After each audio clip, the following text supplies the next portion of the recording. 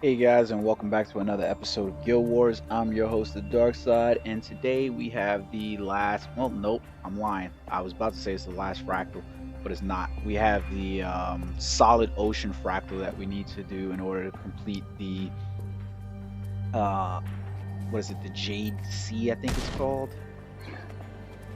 Yeah, I think it's Jade Sea for Oh no, Jade Night, the Jade Night achievement for the Twilight Dusk 3, the precursor. So this is it's gonna be hard to get into this fractal. A lot of people don't do the fractal, and so you're gonna have to get in where you fit in unless you get a group of your friends together to do it. I did this kind of late at night, and none of my guild clan members, guildies were on, so I ended up having to do it by a pub group or whatever, which was fine. I can't tell you that I've actually ever really run the Jade, the Solid Ocean Fractal. So this is supposed to be an homage back to Guild Wars 1. You can only collect use the gloominator after you kill the Jade Knight. So there's actually no way of doing this. You just run in, grab it, and out. You gotta actually keep the fractal in order to collect the. So there's a number of mechanics that go on here. One, these tentacles that sprout up, you kill those the tentacles, and that deals damage to the Jade Colossi, whatever. And when you kill those tentacles, they drop what are called reflecting crystals. Reflecting crystals stay on the ground, and you pick those reflecting crystals up, and they charge up, and you're able to throw them at the Colossi as well, and that deals damage. So realistically, what most people tend to do is they just run around killing the tentacles so they get enough health damage done. But obviously, picking up the reflecting crystals and throwing it at the fucking Jade Maw is also beneficial to you as well. So you're gonna do that. Key to this is staying alive, because this is going to be the first fractal for this achievement that you're going to actually have some kind of agony resistance. And I would probably suggest that you have at least an agony resistance of maybe about 15 in order to do this fractal. Now, the other key to this is that everybody should realistically stay together. All of the tentacles sprout in a circular fashion, so you can literally run around the map collecting crystals and throwing them back at the Jade Maw. This is a pub group, we didn't do that, so follow the chat bar where we can see people start to say stay together, because when somebody goes down, Jade Maw routinely shoots this acid laser attack at you, and it is dodgeable if you have the skill to do it. Literally, there's going to be a skull that appears over you. Sometimes the skull doesn't appear, sometimes you don't hear the sound. When the skull disappears, that is the cue for you to start dodging. The other thing is that these tentacles deal a little bit of damage, and they can deal knockdown on you as well. So it is behoove you to try to take those things out as you move around. Remember, the big deal here is having the team stick together, because even if someone's not capable of roll dodging on the Jade Maw's laser poison attack, you can still mitigate that by everybody staying together and quickly reviving your team. There's not much else going on to this fractal. At higher levels, it gets exceptionally more harder.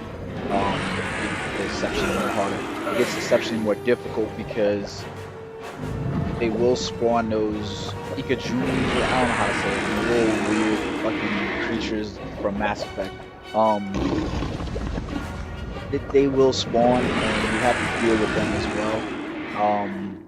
So yeah, take that into consideration. You're definitely gonna probably want to just do this at level 20, but the fractal appears every even number. I think it's like 20, 40, 56, like 60, and so forth like that, where you have to fight the Jade Maw. And it does give pretty good reward, so it's kind of beneficial to do it. But a lot, like I said, I sat around I did this probably around like 12:15, 12:30 at night or something like that, and I sat around with advertising a party for probably about 20 minutes while I was watching some vines and stuff like that on YouTube, and nobody really joined the party. And then I finally saw this group. They were in there already doing the fractal. Notice here at this point in the video too that as soon as you go into that area, you're automatically hit with agony. So you're definitely going to need that agony resistance as high as possible. I would suggest at least 15. Regardless, whatever fractal you probably want to have at least somewhere within 5 in order to mitigate agony damage. If you can't just have 20, it's fairly easy if you play through the story to get agony resistance high enough to deal with. Oh, thank you. We died quite a few times in here, as you guys can see over the course of the video. And we come back to the battle, and we're working on technique or whatever, and everybody, eventually in a pug group, everybody, as long as someone knows what's going on, you'll kind of start to congeal into a unit where people are able to communicate. If there's no communication, then you're more likely to get damage. So overall, I would probably say it's best that you get a group together with your friends and you know what's going on, you know what's going to happen, and you'll beat it fairly simply. Just remember, the crystals, throwing them at the Jade Maw, they help deal damage, and killing tentacles helps do damage. So kill a tentacle as quick as possible, stack on one another in order to increase your total overall damage, so forth, sharing, so forth like that. And stacks of light and so forth. Make sure you have some high DPS so it gets quicker. And that's about it, guys. So I hope you guys enjoyed this achievement. I think there's one more fractal that we need to cover in order to complete all the fractals that are needed in order to complete the Twilight Volume 3 collection. And until then, guys, have fun.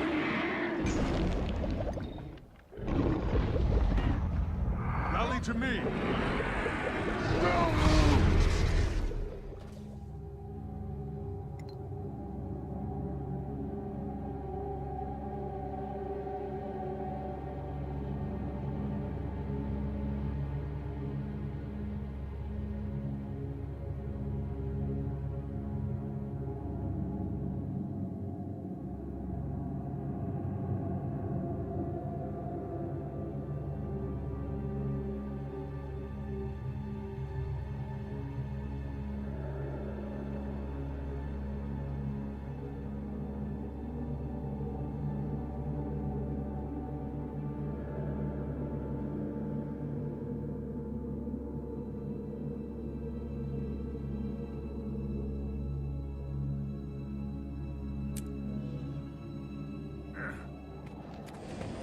Refreshing.